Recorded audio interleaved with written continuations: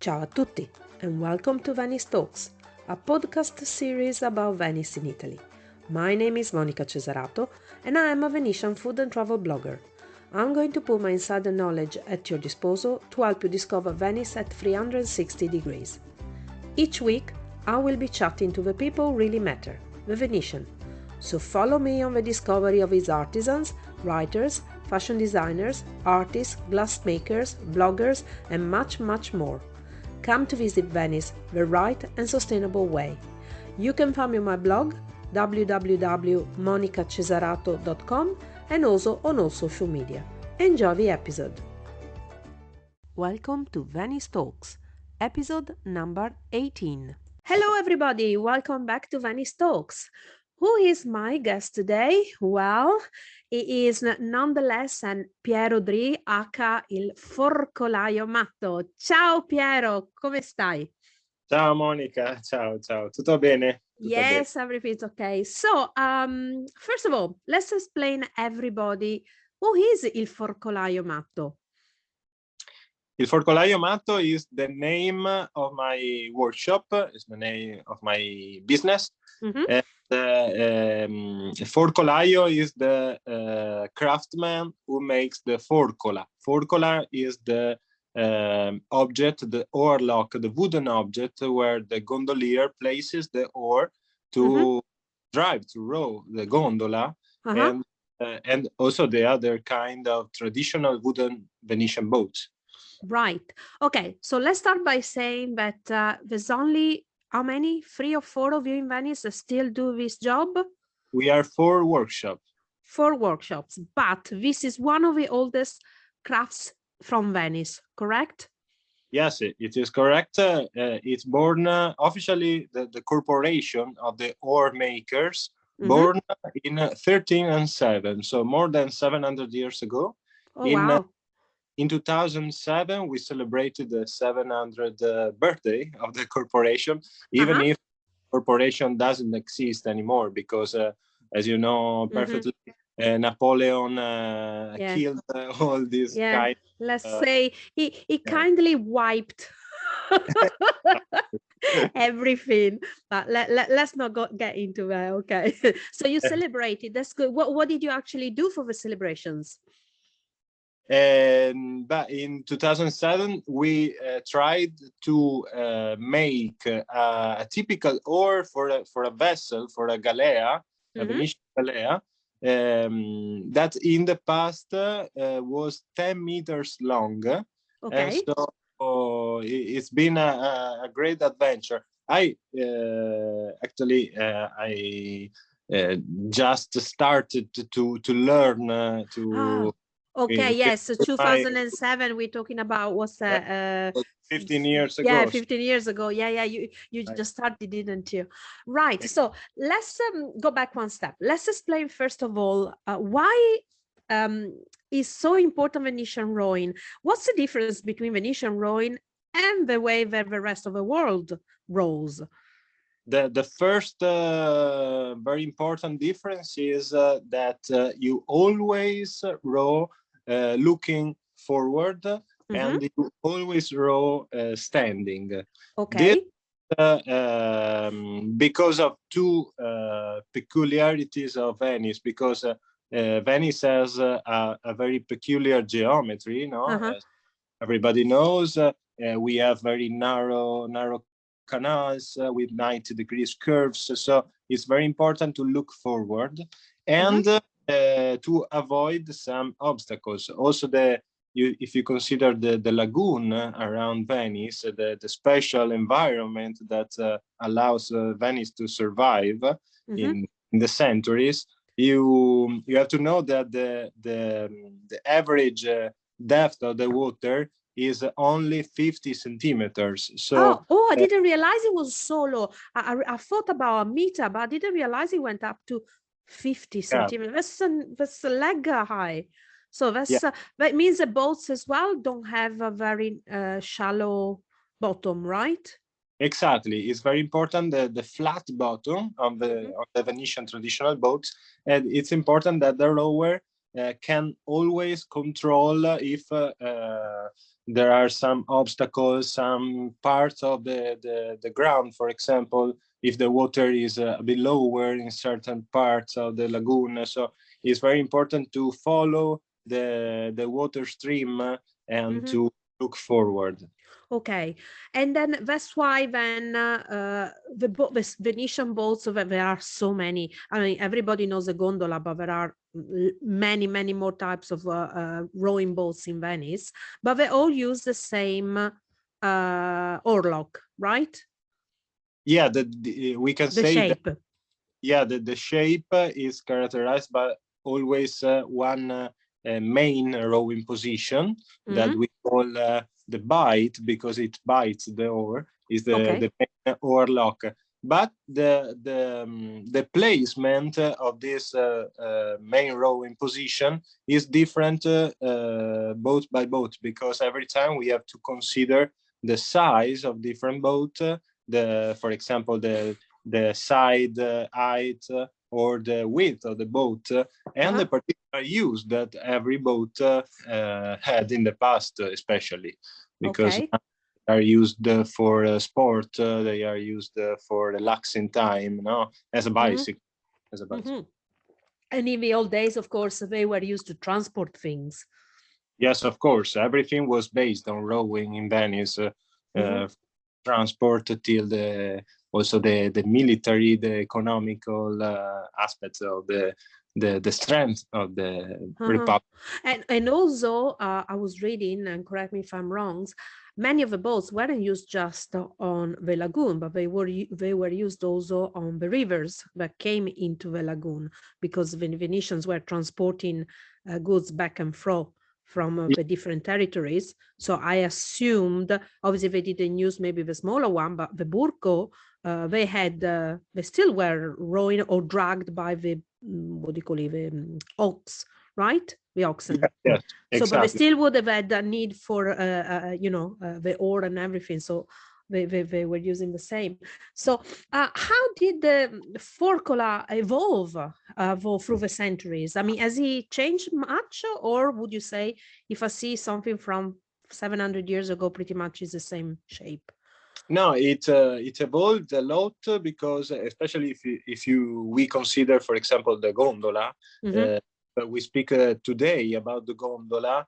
It's not the same boat that we can see in the 18th century drawings, paintings, for example, in the past. No, the beginning, for example, there were always two gondoliers rowing on a gondola. Oh, I didn't know this. Okay.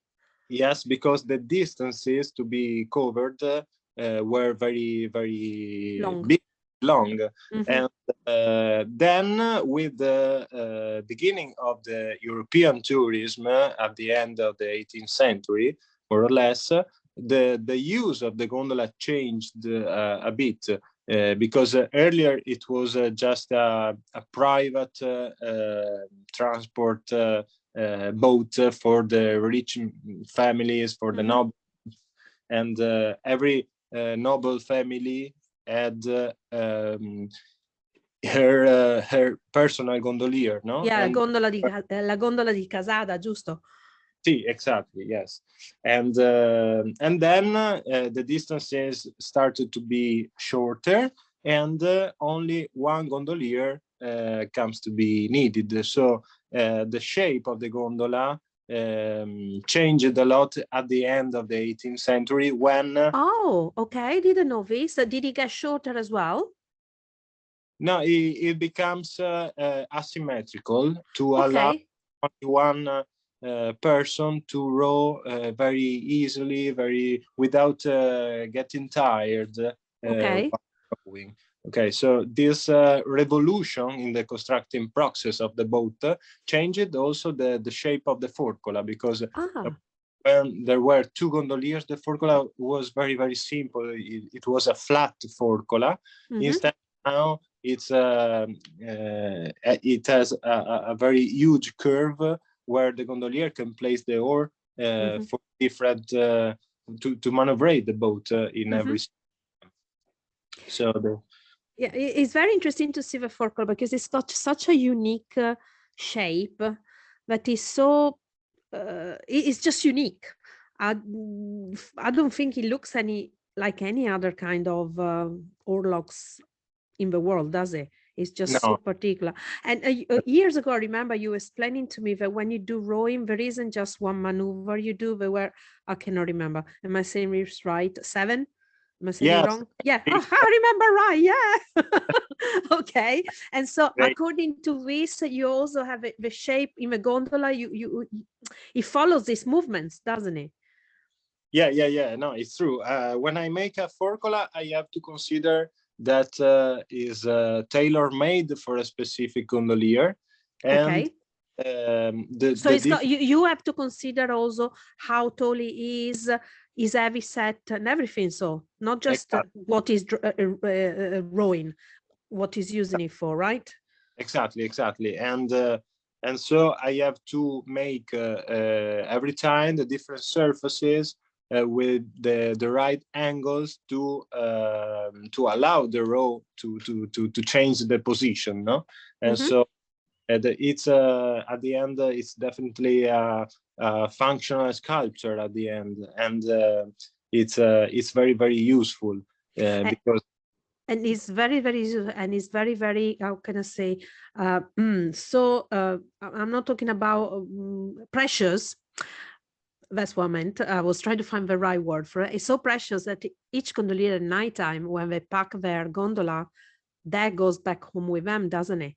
They just don't leave it there, as far as I know. yeah, Correct? yes, sometimes they replace it in a secret box on the Yeah. gondola. And Or they take away. Yeah. So how is the same material used, or did that evolve as well?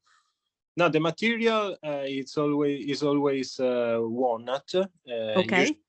walnut tree, and sometimes we can use also cherry wood or pear wood, but generally the fruit trees are perfect for this kind of use.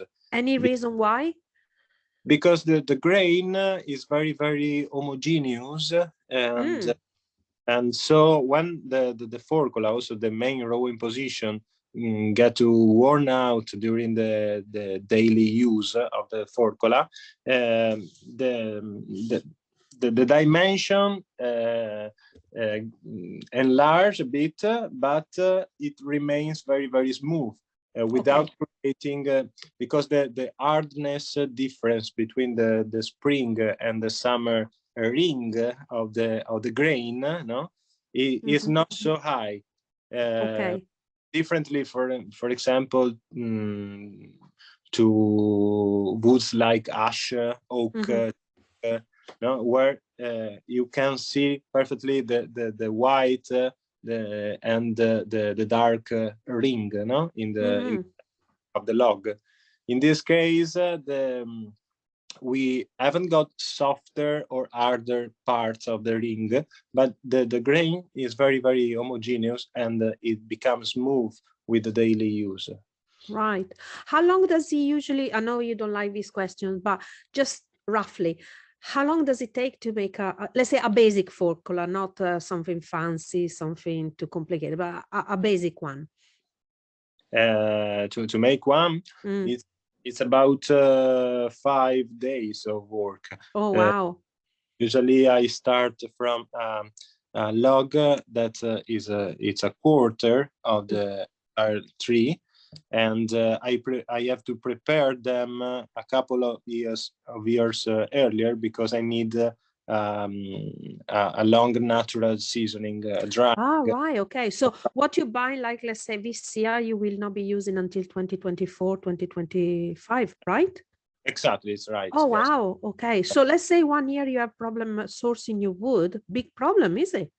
Yes, in fact, with COVID, it's been a very big problem, because Of course. we, my, come si dice, il mio fornitore, Your supplier, yeah. yes, my wood supplier, couldn't go to the Balkan regions, for example, to buy the trees, and Okay. so been a big problem for the next year at the end. Of course. So when okay, obviously Italy, we got a lot of trees, but not so many to be used. So where do you usually get your wood from? Yeah, usually they comes from Eastern Europe, from Macedonia, from the Balkan regions, because traditionally they have very high quality and big dimensions of the trees. Usually are not trees cut in the forest, but they are single trees growing in private farms, for example. Right. Okay. So they're grown on purpose to be used then later for it's the same wood that you can use for the back of the guns. Do you know? Okay. And they need a very perfect balance between weight and strength, and the color is important as well, because at the end the Forcolaio is also a sculpture, no? And sometimes in Italy we have a kind of light, almost white walnut that's not so nice. The customer usually wants to buy something also with shades, with a very nice grain, and so I must buy the most beautiful walnut I can find. But it must not be easy. So it takes you 5 days. The walnut, tree, whatever, the wood has got to be coming in and everything. So this makes it a very, very personalized kind of work that you do, because of course you need to speak to the gondolier, get his ideas of what you want, then you have to get the right wood. That is something very intense and very skillful to be done. So when did you actually start doing being a remer as the real name for the work that you do?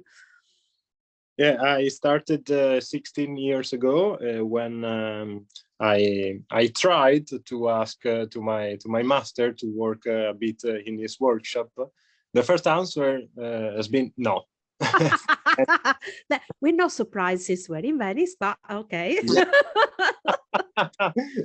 Okay, so 15 years ago, or 15, 16, when you started, how many oarlock makers were there in Venice? There were three workshops. Oh, they're still the same one. Okay, all right. Okay, I thought there were maybe a bit more than that. Okay. I opened the fourth workshop, yes, 10 years ago. And so I always, I've been always used to row, and I love rowing in Venice. And so it was my basic passion in life. And my will was to put together the passion for rowing with the passion for wood. And after trying to think a bit to the boat construction, I understood that maybe this kind of job could put together my character and the object I was going to make. So I'm very happy making the formula, because I can put together the technical elements, but also the artistical ones. Yeah, of course. And you carry on a tradition that you know. I'm happy because I always try to go on with a specific view on Venice at the end. That's the one. I think it is a sustainable one, right? That's what at least there is a group of people, let's say the majority of Venetians are trying to do that, not easily. Let's admit, not easily. So and you were one of the first one that actually was always very, let's say, happy to have people stopping into your shop and ask questions, because I see every time I pass, you always have somebody stopping by and coming in. I know you do also people come in with tours and do workshops and stuff like that where you explain and everything. But how important it is for, okay, I'll say in another way, how should somebody visit a craftsman shop?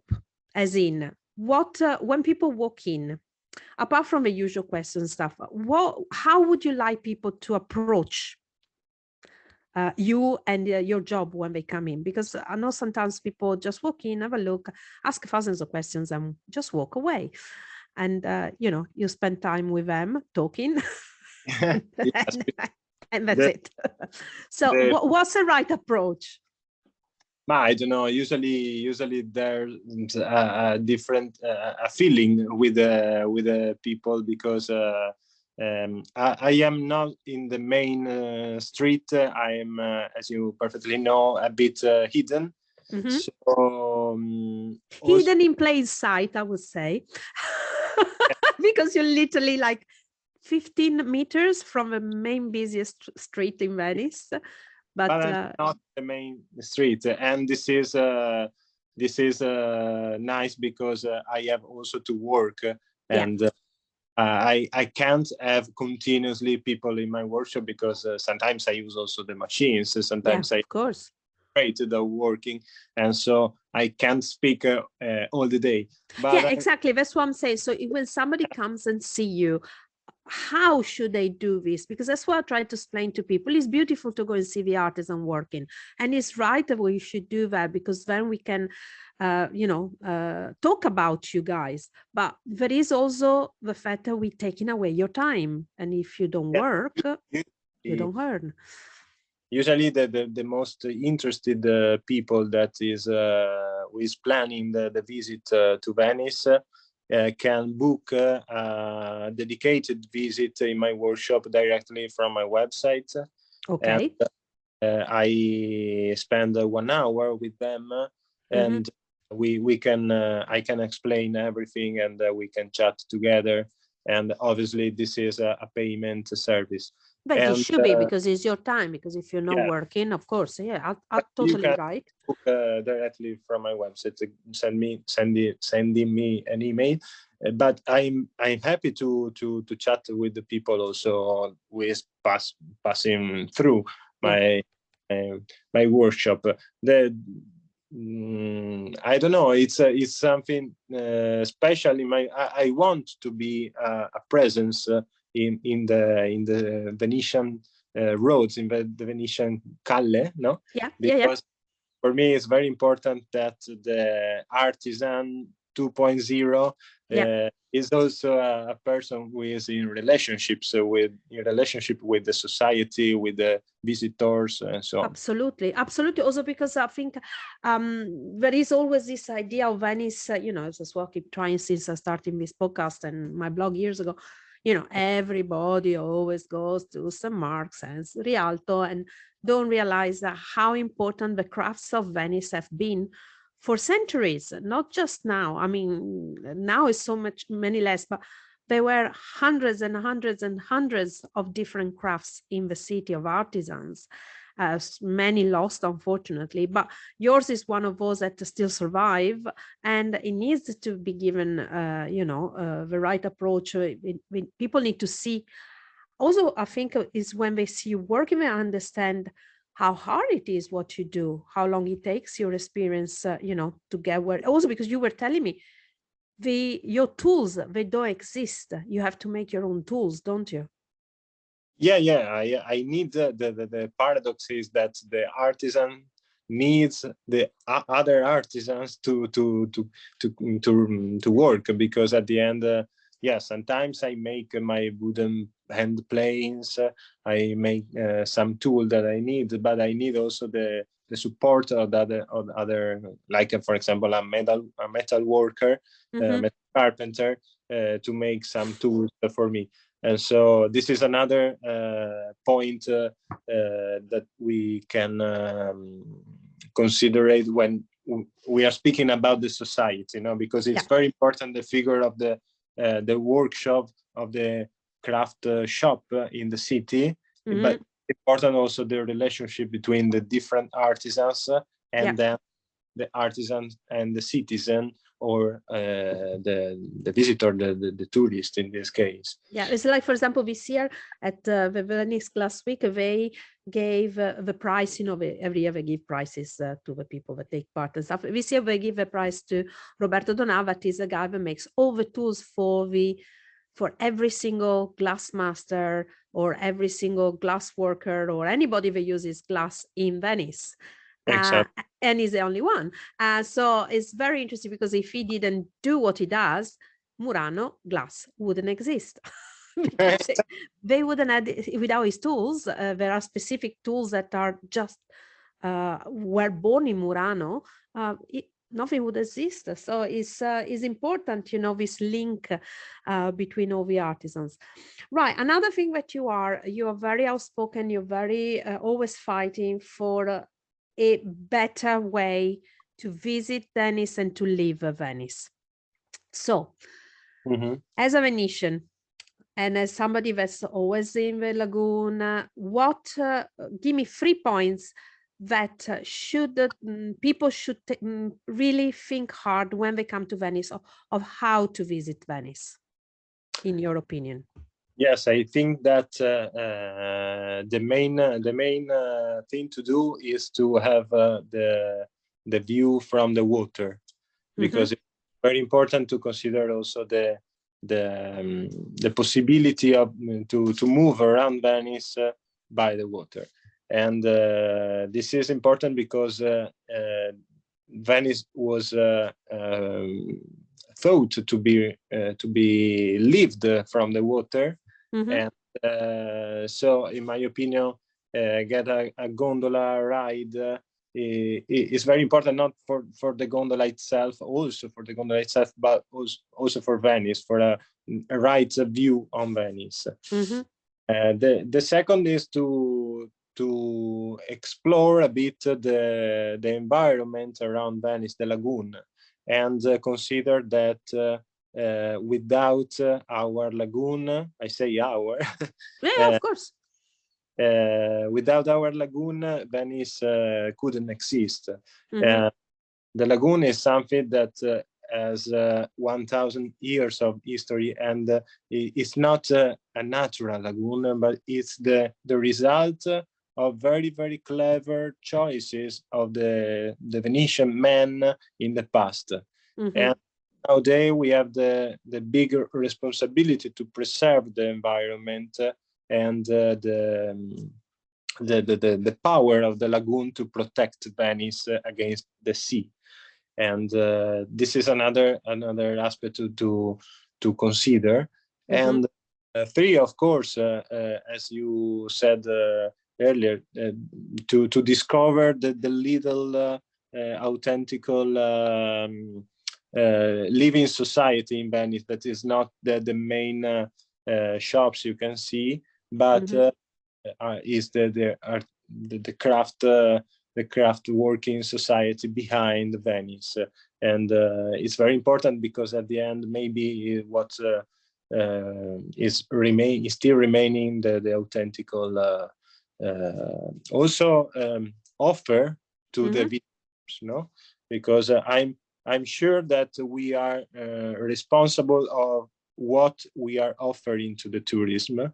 Yes. And it's very, very important that we consider that the tourist can appreciate what he can see, if he can see something. Yeah, of course. But I always say that at the end of the day, the city at the moment is getting what is asking. Simple as that. As in, we getting back a sort of bad tourism, let's say, because that's what we ask in a way. Is the wrong marketing. We're doing the wrong, the wrong approach to the city. We have got so many gems, and it's not just artisans, hidden galleries and museums, so many things that we could use to promote a certain type of tourism, but we're not using it. And I think by doing that also we will limit the numbers of people, because for me education is so important. I know I think you agree with me on this anyway. I think the problem is we're not educating people to visit Venice in the right way. And it's by educating people that you limit the numbers and you get people to stay longer. Yes, because of course. when you know that, when you see that, oh my God, I should do this, I should do this, I should do this, it's very quickly that you go down, you think, oh no, 3 days are not enough, I need to stay a week. You start to stay a week in the city, things change for everybody, I think, because people start to walking around in a different way as well. It's very, very important to know the city is not a simple city to visit, I know, but the best thing in Venice is to be lost in Venice. Yeah, and we all say that, and then we find them crying because they're lost. No, I'm kidding. It's true. That's the best thing. Little suggestion can be to if the visitor, the tourist, rent a taxi boat. Ask for a taxi boat, to ask to the taxi driver to go very slow, without right, because the taxi driver is gonna go very slow. Right. They now you know what, Piero, they should put the taxis back in using rolls rather than motor. That's what we should do. It's very difficult, but it's enough to be conscious that behind your taxi boat you are creating a very high wave that is going to delete Venice, because it is destroying the environment. Absolutely. But you see, it's like all things, Piero. People are not talking about this, or we are talking in the wrong way, as in people complain, but the complaint stops there, because then there isn't at the back somebody with like let's say the city that says, yes, we should stop this because it's ruining our city. They don't want to stop it. So unfortunately, that's a problem, I think. No? Yeah, of course. But we have also to communicate in some ways that the tourist can also be maybe because the client has always is always right. Is always right. Yes. And maybe having a certain view of this type for Venice, can ask something. I don't know. It's an idea. Yeah, of course. Oh, well, it's how things are born, small ideas. Yeah, they could change. I mean, for example, for me, the event that you organized, what was it, 4 years ago, on the island of Sant'Erasmo, when we went to clean the island, that was for me a big eye opener. Piero, it was 4 years ago, wasn't it? It was 2018 or 2019? Maybe 2019, but 2019. Okay, just before the pandemic. Piero organized for the island. He just went out and organized for people who wanted, volunteers, to turn up one day, and we spent a day on the island Sant'Erasmo cleaning the beach and picking up all of the plastic. It was amazing. I can't even remember how many tons of stuff we picked up, and I'm literally mean tons. How many boats were they? Where they come? I can't remember. Was it 2-3 boats? 30. Aspetta, 30 quintali, I think. Ok, 30 quintali sono 300 kg, giusto? 300 kilograms of plastic. No, 3.000 sono 3.000 kg. Oh, 3,000, sorry, 3,000 kilos of plastic. That was a lot, and that was one day, because the day after everything was back again, because it was it was taken by the sea and everything. But for me, it was very interesting, because I publicized it on my website. I was doing this, and I know for sure that foreign people came to do it, because they saw me tweeting about it, and they joined. And they loved it, because they thought it was, they spent one day on the island Sant'Erasmo cleaning. It was their holiday, but they felt good about it, and they discovered the island of Sant'Erasmo, that is a beautiful island. But it's true. It was a very, very great day. Yes. And I think this is one of the things that, again, could be organized as tourism. Okay, you want to come down, come and clean with us. It shouldn't just be the locals that get into that kind of stuff. So I don't know, it's just I think a tourist can do so much better Venice if if we talk about it more. But me and you talk about it.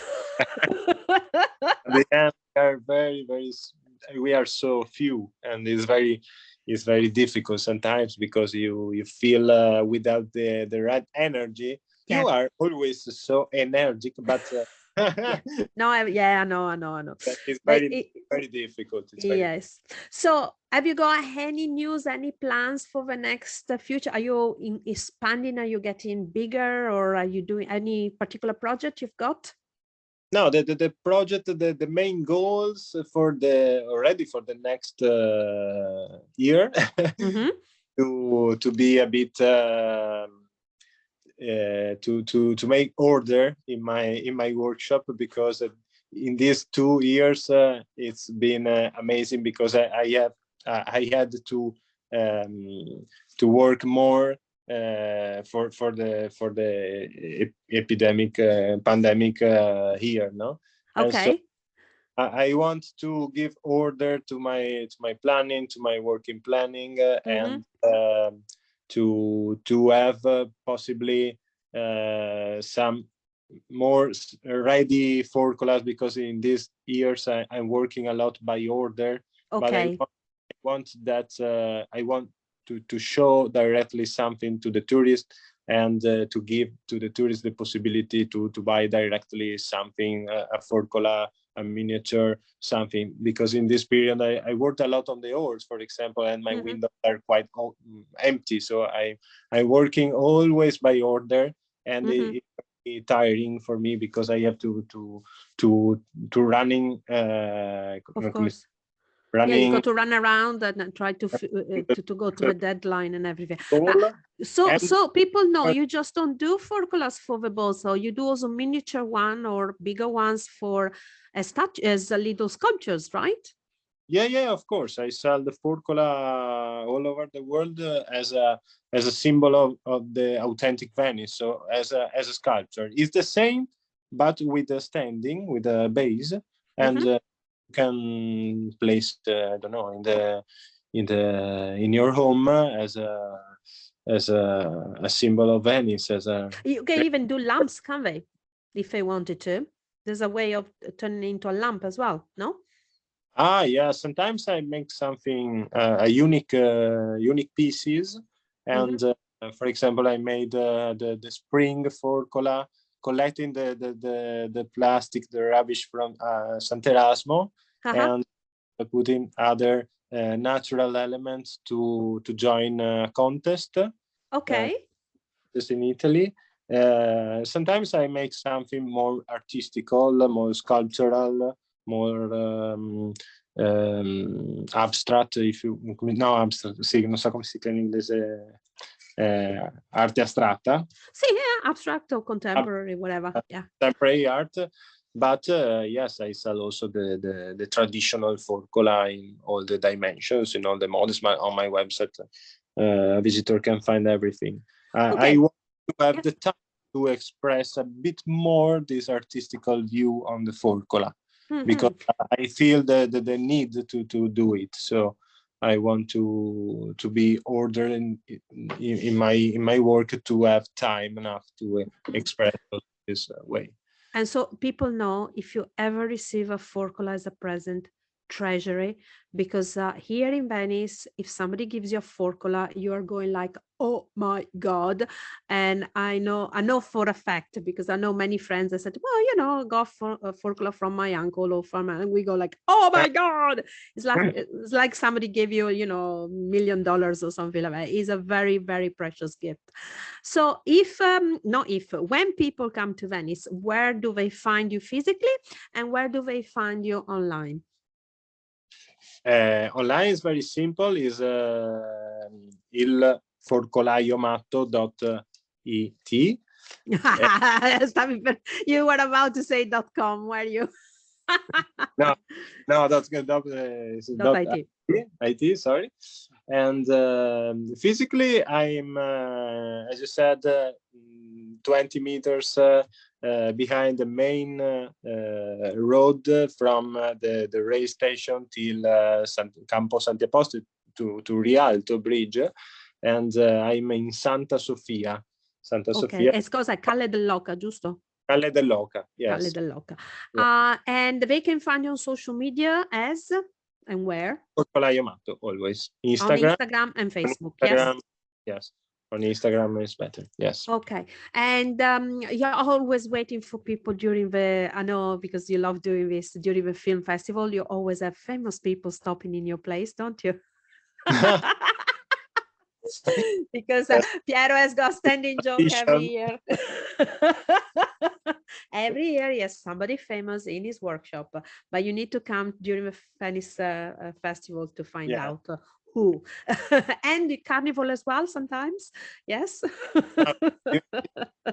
In the carnival, I escape away from Venice. You go away. Okay, Piero, thank you so much. It was lovely talking to you. Discover so much about this important thing that is the Forcola and the history, both of your crafts and of this object that is so important for Venice. And I'll speak to you soon. Actually, I'll see you soon anyway, because we always see each other. Thank you so much again. Ciao, ciao. Grazie mille. Ciao, ciao. A big thank you to Piero Dei for chatting with us. You can find Piero in Venice near Strada Nova and on social media as Il Forcolaio Matto and on his website www.ilforcolaiomatto.it. Thank you again for listening. If you want to book a food tour or a cooking experience with me, you can find me on my blog www.monicacesarato.com or at cookingvenice.com, and also on all social medias with the handle at Monica Cesarato and at Cooking Venice. Feel free to leave a comment or write to info@monicacesarato.com for more information about the people featured in the podcast or Venice. Bye bye!